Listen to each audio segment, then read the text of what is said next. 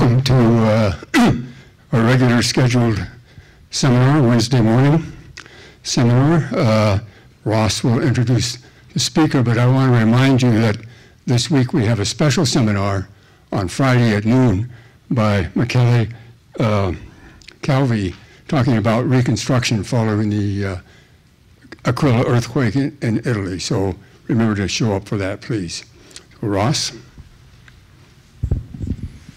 Well, I'm very happy to introduce Volkan Sevilgen, who received his master's degree at Istanbul Technical University in 2006, and then joined us as a foreign exchange visitor for 4 years, working with me and helping to manage the Coulomb 3.3 software. So that has about 4,500 users, and there's a great deal of technical support traffic and teaching work that he leads for us. Most recently, Turcotte and Schubert are developing a section in the next edition of Geodynamics that will use Coulomb for classroom exercises, and Volkan has also led the effort to prepare all of that material for Jerry Schubert and to teach Jerry Coulomb, which was quite an experience. In the last 2 years, Volkan has been a USGS contractor. And he's also managed with me a OFDA-funded Balkans seismic hazard assessment project. But 2012 has been Volkan's breakout year, in which he was first author on the paper that he's going to present here today, and third author on Fred Politz's Nature paper on the April 11, 2012 earthquake, which produced aftershocks around the globe. And I think what's wonderful here is that Volkan clearly got an enormous amount of insight and help from Fred, and that generosity coming from a senior scientist, plus watching a young scientist really come into his own is what makes working at the survey great, those kind of collaborations. So I'm very happy to present Volkan to you as he talks about this study, which was just completed. Thank you, Ross. Well, we are trying to understand whether or not aftershocks or subsequent main shocks are triggered by static stresses or dynamic stresses. Up until recently, we had far better tools to calculate static stresses. And they seem to explain some, but not all of what we see. Very few cases really allow us to distinguish these two. But I'm going to show you the case for the 2004 Sumatra earthquake, that we looked at both static and dynamic stresses, and we find that up to the distances of 400 kilometers, the static stresses are not only turning on earthquakes, but also they are turning off earthquakes, and they are changing focal mechanisms. And as far as we can tell, dynamic stress do not do either of these. Here are the main arguments for static and dynamic stresses. Static stresses are imparted by fault slip and are permanent. Dynamic stresses are imparted by seismic waves and are transient. One of the big disagreements between these is the stress shadows. Stress shadows are uniquely attributed to static stress because oscillating seismic waves cannot solely inhibit failures. They are brief bursts of positive and negative stresses. So here how we calculate Coulomb stress or static stresses. Here we first have shear stress. See, the blue area represents we calculate negative stress change, and red areas we think it's going to be promoted. And we add that unclamping stress, some people call it normal stress, and we multiply that with the friction coefficient, and then this is how we obtain Coulomb stress, static Coulomb stress. So Coulomb stress could be very different with different receiver orientation. Receiver means is the fault that we calculate the imparted stress. Here on the left, we are showing north-south strike slip fault. Looks much different than slightly rotated receiver fault to the east.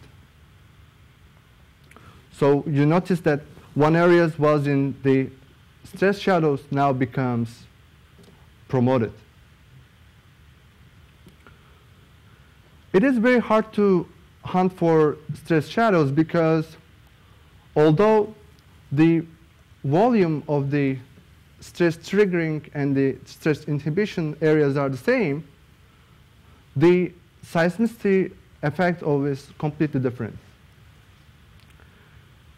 So you can get 10 times higher number of seismicity in promotion zone, but you can only get down to 0 if you start with one earthquake.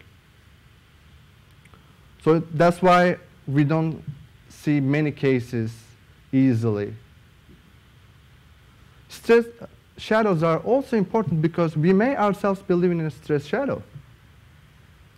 Here are the earthquakes that occurred 75 years preceding the 1906 earthquake. You see many earthquakes. And here are the earthquakes the following 75 years. You see only one. So some argue that the reason that we are seeing far less earthquake is because the stress shadow of the 1906 earthquake. But it is very difficult to resolve this issue with the historical data. So we need a large earthquake with a recent seismicity record. We also need a physically separated receiver fault so we can calculate both static and dynamic stresses and we can compare. And finally, we need long pre and post main shock seismicity records so we can compare the seismicity rate changes.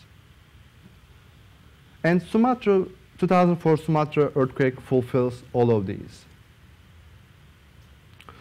Here we are in Sumatra region, Myanmar on the north, and you are seeing tip of the Sumatra island on this bottom of the map.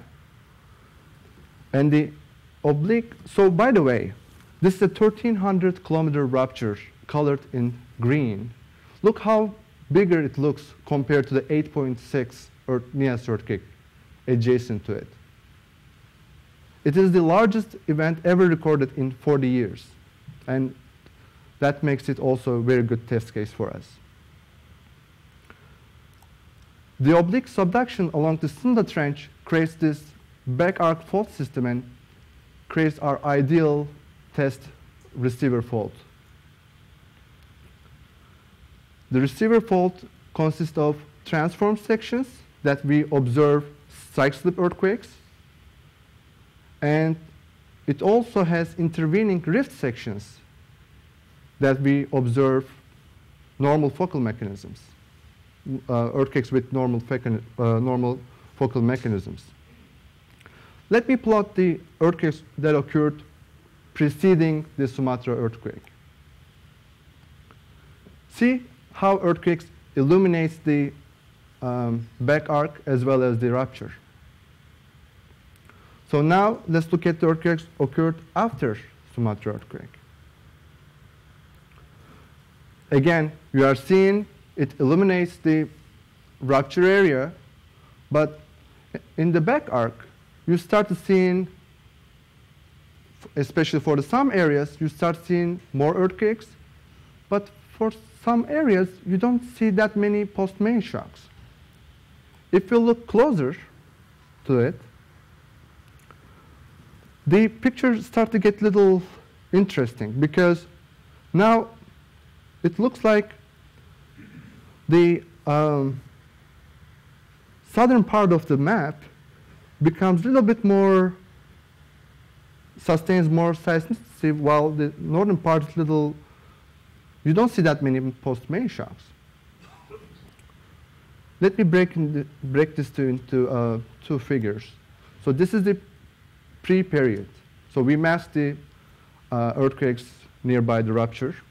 And this is the completeness level. These are magnitude 4.5 and above earthquakes being recorded by global catalogs. And this is the after period. Look how different the box N compared to the box S, compared to the box N in two cases, pre and post. And look also how different box S is.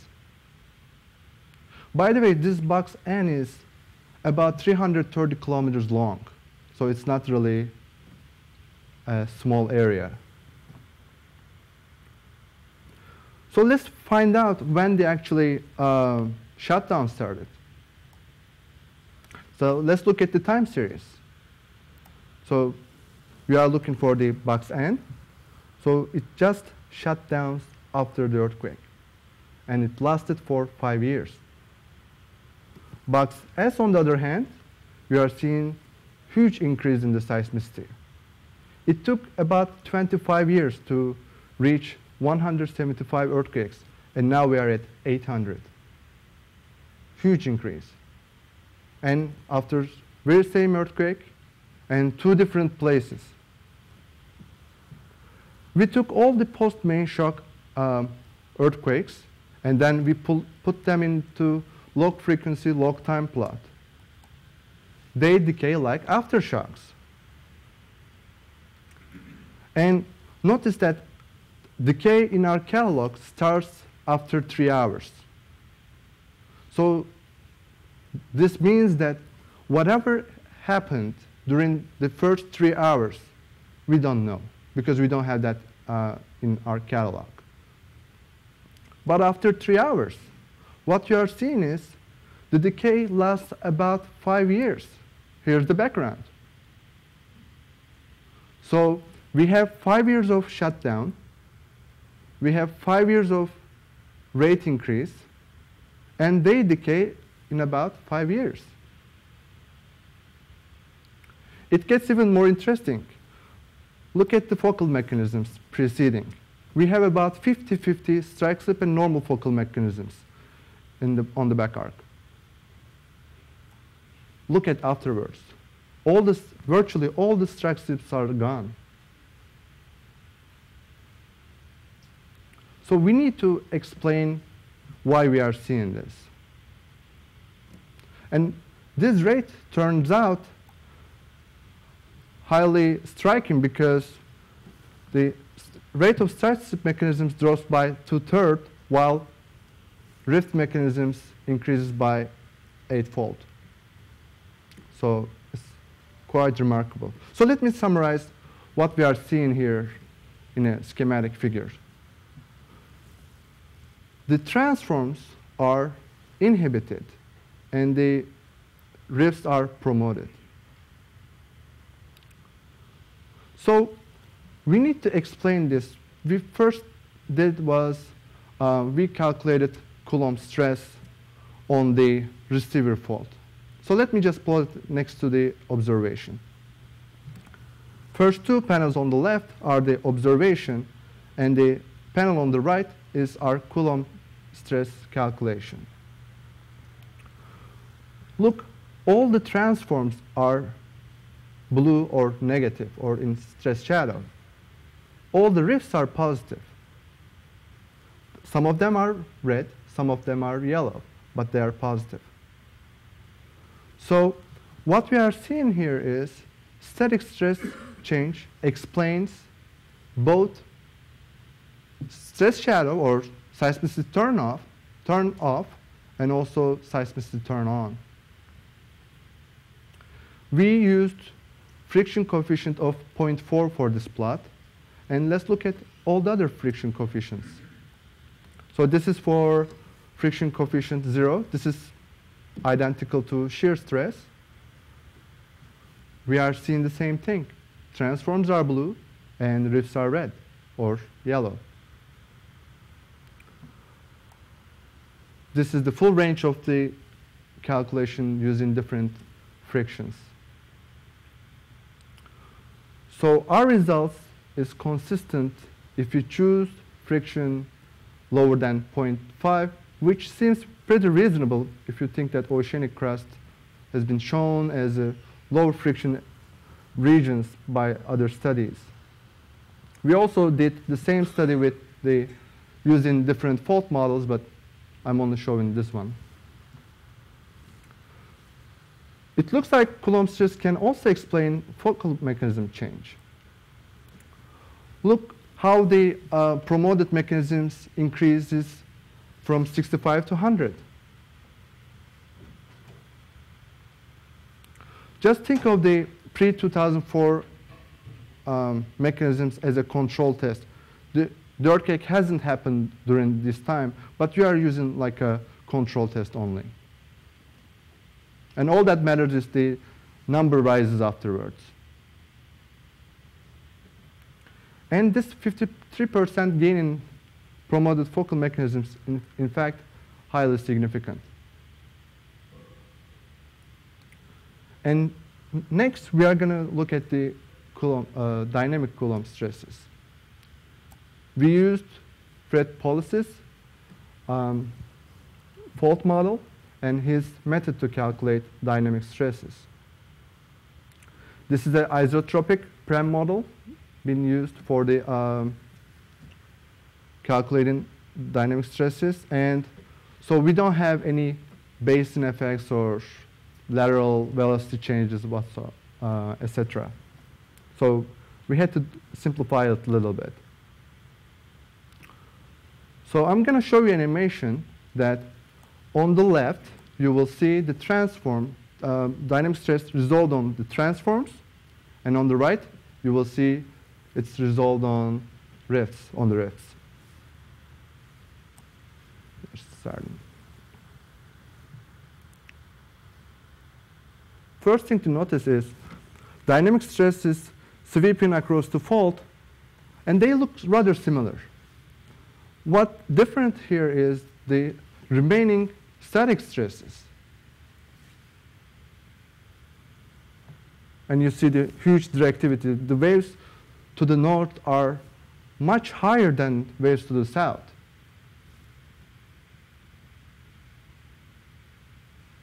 We used 6,000 patches, and we ruptured them in succession to create this dynamic rupture model. And we are seeing full waveforms. We are seeing body waves, we are seeing surface waves, and their reflections. All right. And we also calculated peak dynamic stress. The way that we calculated this, we took the maximum positive dynamic stress and we subtracted that. We subtracted static Coulomb stresses, and this is how we get it. First thing you will notice the directivity effect. Look how it is larger to the north than to the south. But what you don't see is any change or any difference between the results for the rifts and results for the transforms. They look very similar. Remember, we are inhibiting transforms and promoting rifts, but we don't see that in peak dynamic stress results. We also calculated some stress grams. These are not seismograms, but they are stress grams calculated from seismograms. So you are seeing, again, transforms on the left one and the rift one on the right. Again, first thing you notice, Coulomb stress change scale for the stress grams gets increased when you go from from bottom panel to the top, as you expected, and the amplitudes, which means amplitudes get smaller, and the duration gets longer, as you expected. But again, you don't see any difference between transform and the peak, transform and the rift calculation. We also took one junction point from the transform and just basically the junction of the transform and the rifts, just over there, just right after the largest rift section. Because we want to compare why we are not seeing any difference. So here are the stress grams. So what you notice is stress grams still looks very similar.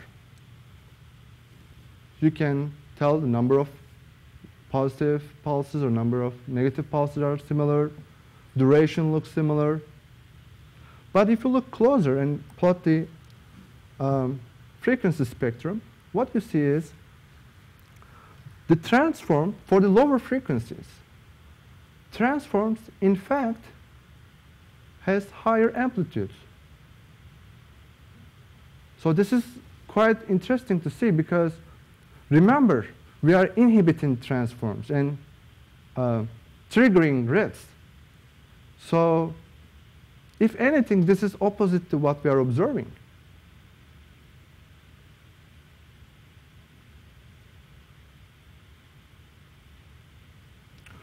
All right, so it's going to be brief. I have a lot of supplementary figures, but let me end this with the figure. So what happened, whatever happened during the first 3 hours, we don't know. Perhaps we have some dynamic triggering or whatever. We don't know it. But after 3 hours, the picture is so clear. Static stresses are not only turning on earthquakes, but also they are turning off earthquakes, and they are also changing focal mechanisms. And the dynamic stresses apparently do not do either of these.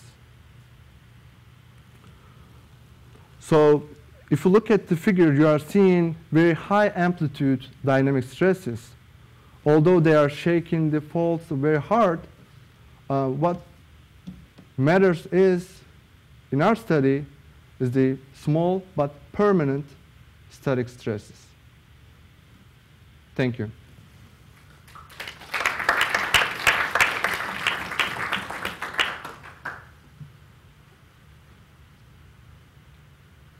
There are questions for Volkan?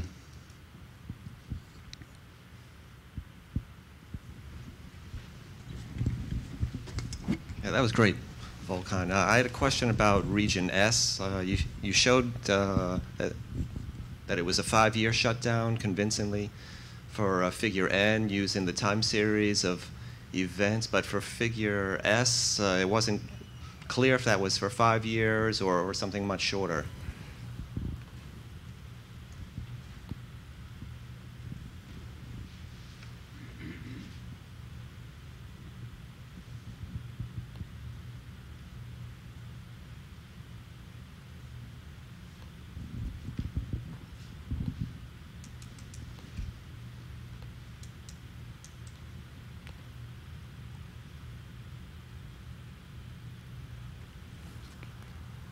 Time series plot. Yeah.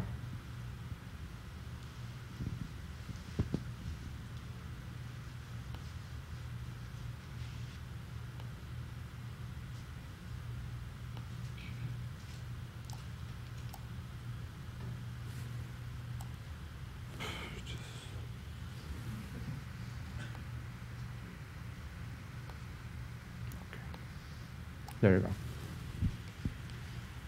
Well, you first see the jump and then obviously it decays. So it's kind of hard to see how long the decay lasts. But what you are seeing is up until 5 years, you are still seeing some kind of increase. So that's why we are attributing 5 years of increase. It could have been shorter than that, but it looks like. I guess, yeah. I'm trying to eyeball the slope of the line on both sides. Yeah, it goes pretty, yeah, it looks like it decays a little bit faster, but if you look at the decay plot, what you are seeing is Mostly those events. those are same events in the back arc.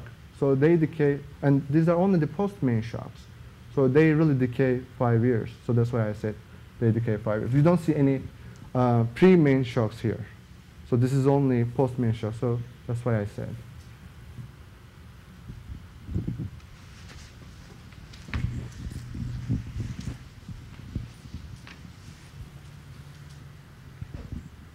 Hi, thanks for the nice talk. I was wondering if you looked at any receiver faults that were in different locations, if there were any viable receiver faults, maybe to the east or west. For the I guess same I'm thinking region? to the east. For the same Sumatra region? I guess the reason I'm asking is all of the faults that you mentioned that have really big changes in seismicity seem to be in the direction of directivity. I was wondering if you saw something different in a region that wasn't shaken up so much by dynamic stresses. Well, we cannot really place fault on Earth to observe different seismicities. So these are what we got. But what I can tell you that if you look at the peak dynamic stresses, it doesn't seem to control the story here. So, and again, I don't think that's the answer, to be honest with you. But we don't know what happened during this 3-hour period. Perhaps, as you mentioned, during this 3 hours, it's quite possible that actually you might have some dynamically triggered shocks towards north. But we don't see that in our catalog after 3 hours. And these are the global catalogs that using global stations, so it's not dependent on station coverage or whatnot. 4.5 and above, quite hard to miss. Could you put up the just the first slide that showed the 2004 earthquake and the Nias earthquake? So other people have looked at the seismicity rate change at the site of the future Nias rupture after the 2004 event, and seismicity rate does increase. Actually, one of the most interesting things about this sequence is it has such strong directivity to the north, but there have been no earthquakes that extend further north, and there have been 3 or 4 magnitude 8.5 earthquakes extending the opposite direction. So, so for whatever reason, directivity doesn't seem to play a large role in what gets triggered next here. Highway.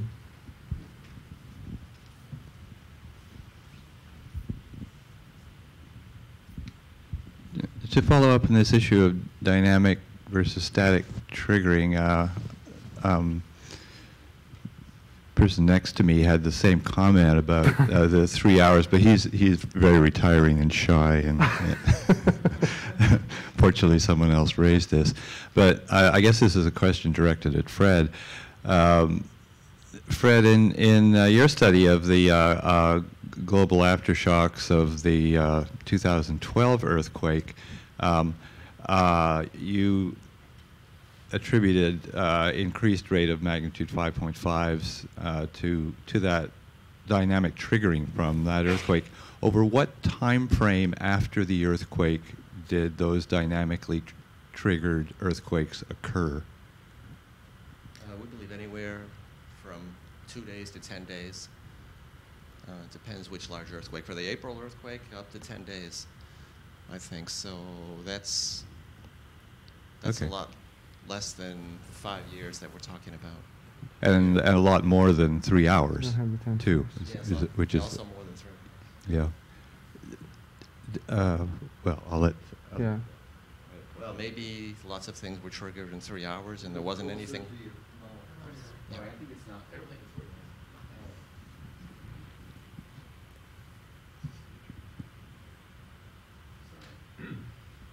Well, I was just going to say impudently, maybe everything was triggered in the first 3 hours, and there was nothing left for the first 10 days. If you're going to, focus in on that. I don't know exactly what.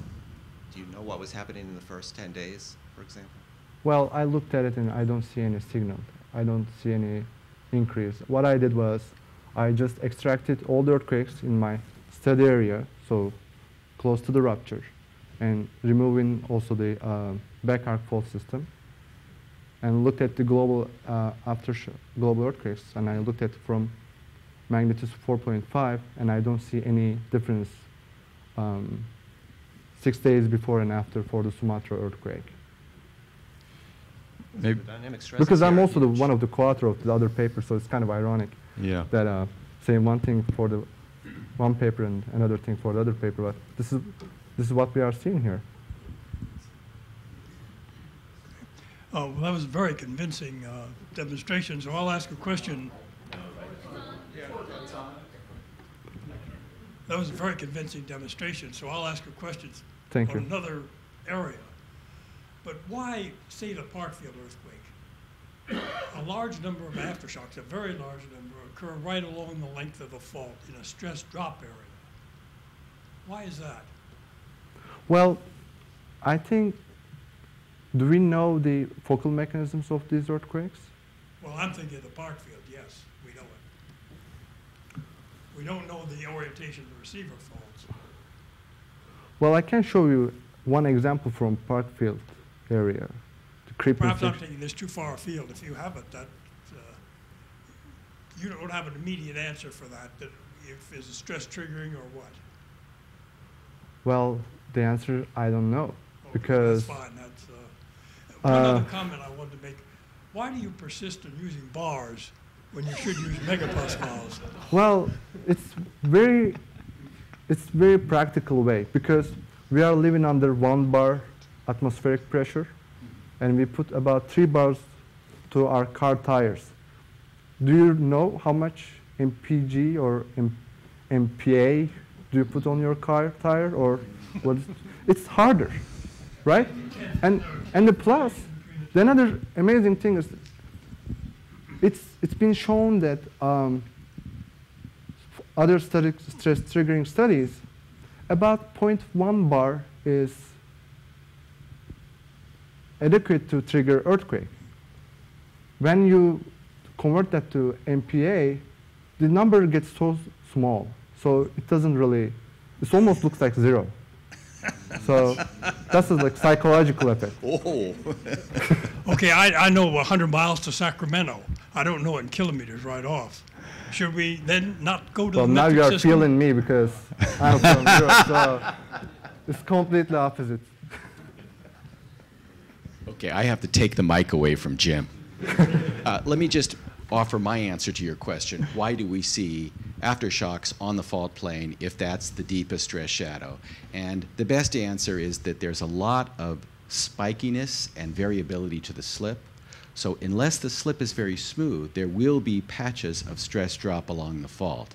And that's probably the principal reason. And the second reason is the one you mentioned, that the fault itself is not perfectly straight. Some of those shocks have slightly different orientations, and that can also contribute to it. So where we have very good variable slip models for the fault, there is often, and Parkfield is one of those, a fairly good correspondence between where aftershocks occur and where stresses are calculated to have been raised. And I also want to add one comment about that. That's the reason that we are trying to hunt for faults are physically separated by several hundred kilometers, because we don't know the fault rupture that exact that we can tell the earthquakes why these earthquakes occurring. So when you get farther from it, the details of the rupture becomes negligible. So then your results become more robust. So that's why it's so important to do this study in Sumatra rather than Parkfield, because I'm sure a lot of people has different rupture model for Parkfield, and they would contradict. You can't get anything from that in terms of resolving the issue or like contributing the debate. So that's one comment on dynamic triggering. The most compelling evidence for dynamic triggering is prompt onset as the dynamic waves go past. Yeah. Almost all of the clear examples involve that. There is the issue of delayed triggering, and we see some evidence that that happens, but of course, the longer the delay, the more dubious the association, the causal link. Yeah. So it's quite possible, quite likely in my mind, that in the first 3 hours there was a bunch of dynamic triggering going on. It's possible. that you just don't have in. It's absolutely Yeah. possible. So that's why I mentioned that. Yeah. We also calculate completeness, magnitude of completeness, and the results that I'm showing is all above completeness. We did it for time series, but I completely agree with you.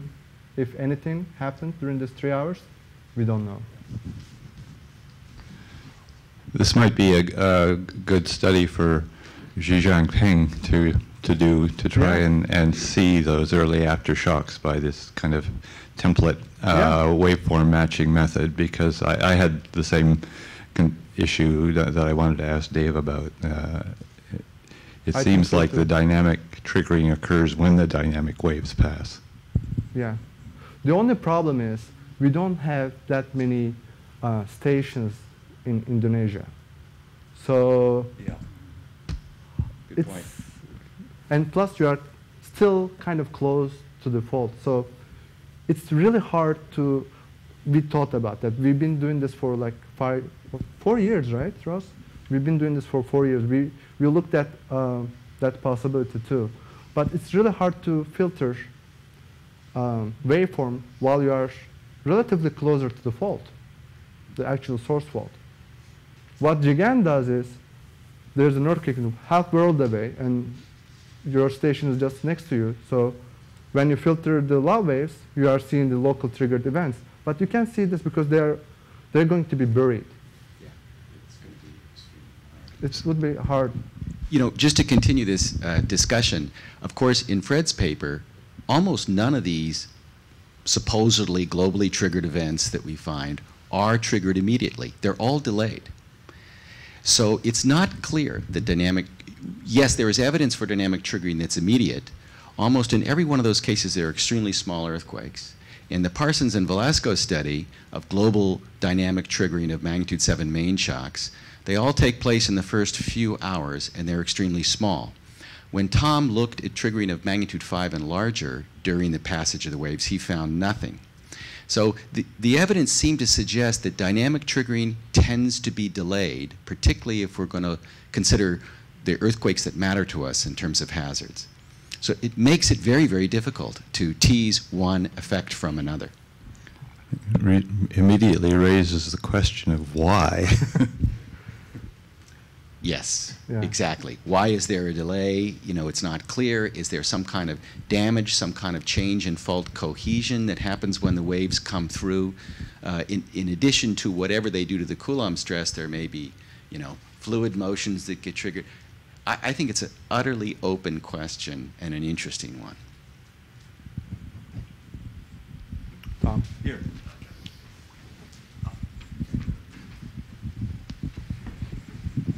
Yeah, Volkan, that's certainly a very interesting and provocative talk.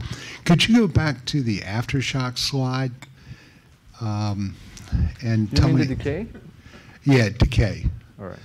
And tell me what the spikes are. Tell what there are? The spikes are. This month? Yeah, so you got 3 gray Oh, spikes there. Those are the, well, those are the aftershocks of an aftershock. Yeah, well, these are increasing the rates of earthquakes by 3 and 4 orders of magnitude. So can you tell me what magnitudes those earthquakes are, or where are they, or how close? Well, there are areas that we see swarms on the back arc. Perhaps they are related to that effect. Because I agree with you, if we have that many earthquakes, we should have had very large earthquake on the back arc, right? Because we can only have that many aftershocks, these lines, the lined up thing. Okay, so each point is a day? That's the inter-event time. I mean, I realize it's logarithmic, so each point's a day. No. So these things last These are for some period of time Well- then at these very elevated rates, right? So each point in this plot is the time between earthquakes. So Time you first, what you do is, I thought this would be a standard figure, but what happened is you take the time difference between each earthquake. So that's your inter-event time, right? So then you start from, you sort them out, and you actually, what you are seeing is, you don't sort them out, but what you are doing is, each of them actually the time between earthquakes. So the first earthquake. Okay. So, all right. so time is in day. In So days minus 1. yeah, Yeah. 1 over the time between, 1 over the time. So this is not a bunch of earthquakes in so many days. This is the reciprocal of the inter-event time. Sure.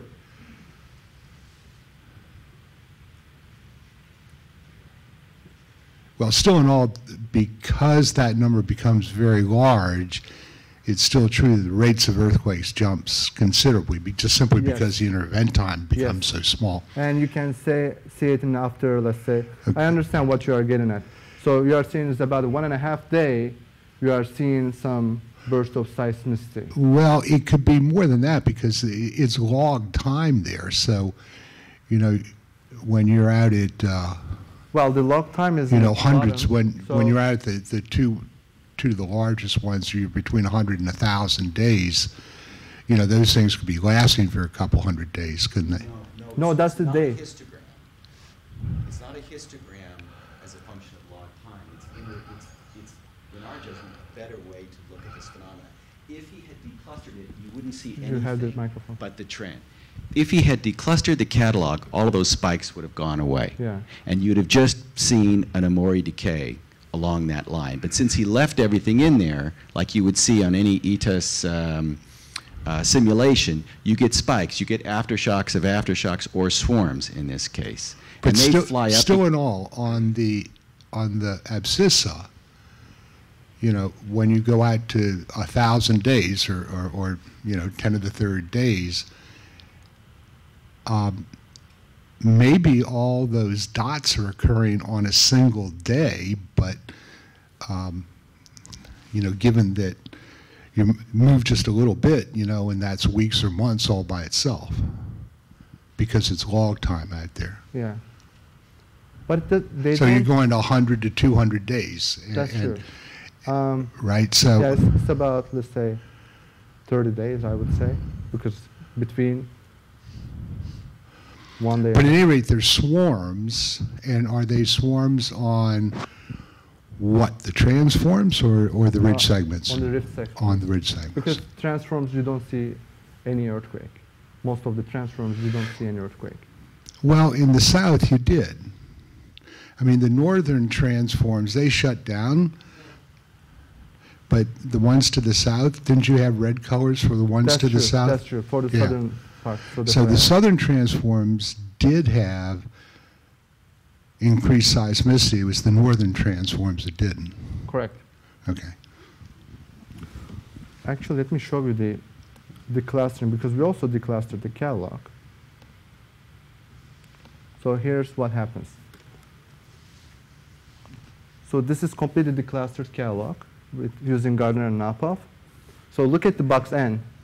You still see the shutdown. And this time, the clustering actually works quite well. So you don't see any rate increase or decrease on the box S.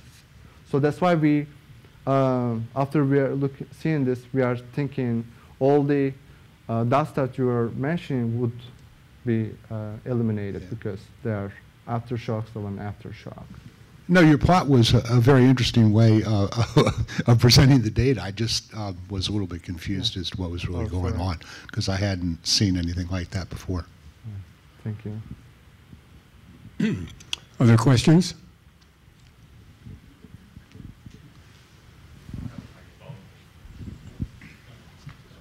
Was there a question? Yeah.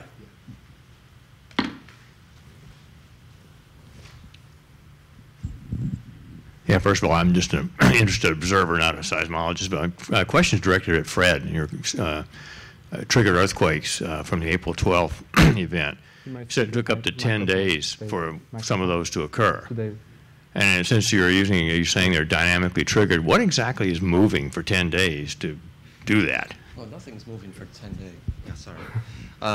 Yeah, the free oscillations and so forth have settled down by then. But Ross gave us a nice explanation before. There are different theories, all of them fairly speculative as to what could cause a delayed dynamic triggering effects. So you could trigger small ruptures that cascade into larger ruptures, which has been suggested by David Shelley and others, or you could jump around fluid barriers, open up fluid barriers, and that gets fluids into the parts of the faults that are likely to fail, and that's a process that also takes time. And there's other ideas as well that Tom Parsons has put out. Oh. Thank you. Okay.